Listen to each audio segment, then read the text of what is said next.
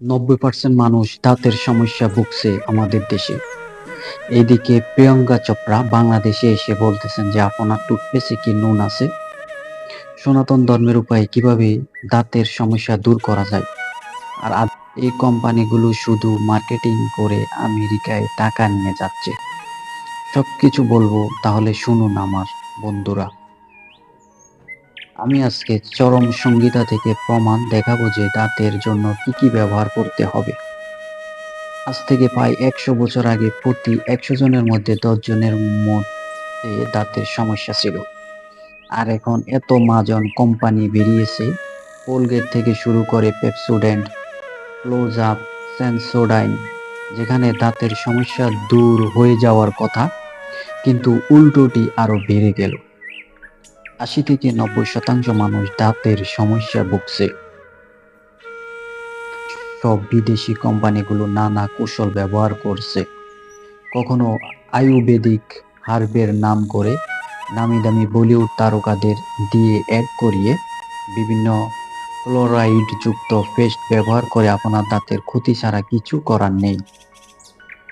সংগীতা মতে দাঁতের যত্নের উপায়: ১. দিনে ২ বার মাজন। সংহিতার মধ্যে পরিষ্কারভাবে লেখা আছে যে আমাদের প্রতিনিয়ত ২ বেলা দাঁত মাজা উচিত, সকালে একবার এবং রাত্রে একবার। শ্রেষ্ঠ দাঁতন কি দিয়ে দাঁত মাজা উচিত? নিম, মধি, অর্জুন, যষ্টিমধুর কাঠের সবচেয়ে ভালো কচি ডাল দাঁতের জন্য শ্রেষ্ঠ। বিশেষ করে নিমকে প্রথম শ্রেণীর দাঁতন বলা হয়েছে। নিম গাছের ডাল হলো সর্বশ্রেষ্ঠ দাঁতের জন্য উপাদান। এটা আমাদের দাদু দিদারা, পিতামাতারা ব্যবহার করে আসতেন। নিমের দাঁতন হলো জীবাণুনাশক ও মাড়ি শক্ত করে। ৩. মাড়ির ঘা ও দুর্গন্ধ দূর। মাড়ি, গালের মধ্যে ঘা, দুর্গন্ধ দূর করার জন্য কি কি বলেছেন? লবণ, গোলমরিচ, লবঙ্গ এগুলো মুখের জীবাণু কমায় এবং মাড়ি শক্তি বাড়ায়। দাঁতের শিলাইতা ও রক্তপাত বন্ধ করে। ৪. গন্ডুস।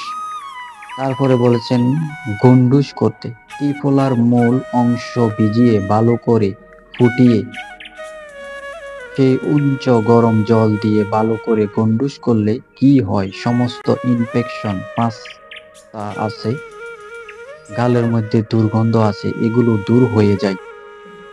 ৫. অন্যান্য উপকারী উপাদান।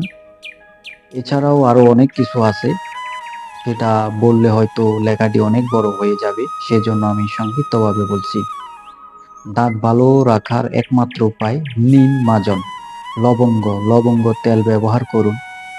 সেটা দাঁতের জন্য, মুখের জন্য, মাড়ির জন্য, জিভের জন্য সবচেয়ে বেশি উপকারী। এছাড়া ত্রিফলা অত্যন্ত উপকারী। আমাদের প্রাচীন মুনি ঋষিরা হাজার হাজার বছর আগে এত সহজ উপায় দিয়ে গেছেন যে নিম গাছের ডাল ব্যবহার করো, লবঙ্গ ব্যবহার করো।